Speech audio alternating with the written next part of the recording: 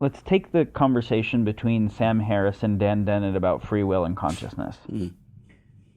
These guys are on the same team when it comes to, atheism and the problems of superstitious ideas and religious and metaphysical ideas. But then when it comes to foundational ontology itself, they actually disagreed on the deepest things one could disagree on, right? Sam says consciousness is real, but there's no free will. And Dan said, no, there is free will, but consciousness is not real. Those are the deepest, and they are both philosophers of science, and both have read the same books, and both understand critical thinking. It's like, well, how the fuck could they come to things that are that different? And it's, and Sam actually said something really important in the end of that dialogue. I don't know if you've read it, but it was a fun one. He said, it seems that we just have fundamentally different intuitions. Or something to that effect. And that is actually like, in AI, there's this thing called the symbol grounding problem. How do we get the symbols to ground into experience, right? When you think of an apple, you know things about the way an apple can be tart or sweet or mealy, or its skin can kind of peel off, or it can snap, or like you have so many interdependent contextual things, and you've taken it in through a tongue and a nose and your fingers and so many sensory organs, plus the abstraction layers of it, that the symbol has grounded, right? The symbol apple has grounded through all of those sensory channels. And so if you haven't had some of the same sensory channels, you're not going to get the symbol grounding in the same way. So I'm studying the chemistry of an apple, but I haven't tasted it. No matter how much fucking chemistry about an apple I've got, and I know what the EEG patterns of people tasting it are, I still don't know what the fucking apple tastes like. And so there is a place at which, as much as we're trying to be totally objective and logical, what when we hear it can land as true or not has to connect to some experience set that lands as true. It is not a purely those axioms are reasonable and can be later reified by the process, and this was a good process for deriving other things from those axioms, so I accept it. One of the main sources of our cognitive bias isn't just the normal logical fallacies. Everybody, those are easy to study. It's a bunch of emotional and existential level biases that affect the way we process, and that's where the really subtle work comes in. Can you give a few examples? Yeah. Remember the first time that this hit me so clearly, a very long time ago, but I was young. I was talking to someone about their religious persuasion. They had moved from being a kind of New Age Hindu to a fundamentalist Muslim, and that seemed like and they did that while in California, upper class. I'm like, that seems like a very interesting step that doesn't make that much sense to me. And so I asked them questions about the theology of Islam and if they really believed these aspects of the theology, and it wasn't getting anywhere. Like there was no place where they were really willing to look at the aspects of the theology that I was pretty sure they probably didn't believe. But in the process of the way I was asking, I was actually damaging my rapport with this person.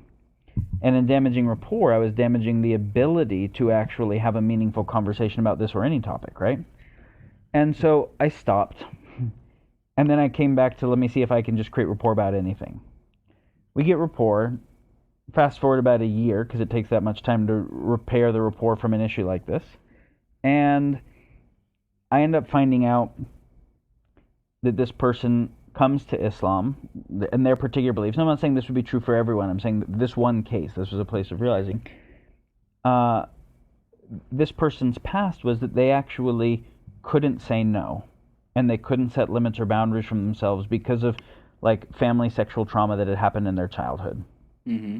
And they got to a place where there were some things that happened in their life, and because they couldn't say no to some fairly terrible things that led to their relationship breaking, whatever, and they're like, oh wow, I'm gonna die basically because I can't set limits or say no.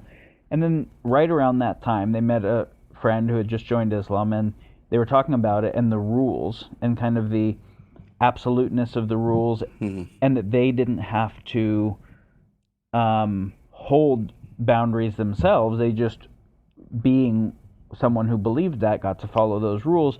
And at a survival level, that told this person, oh, she could actually survive because she could adopt a rule set that she could say no with that reason.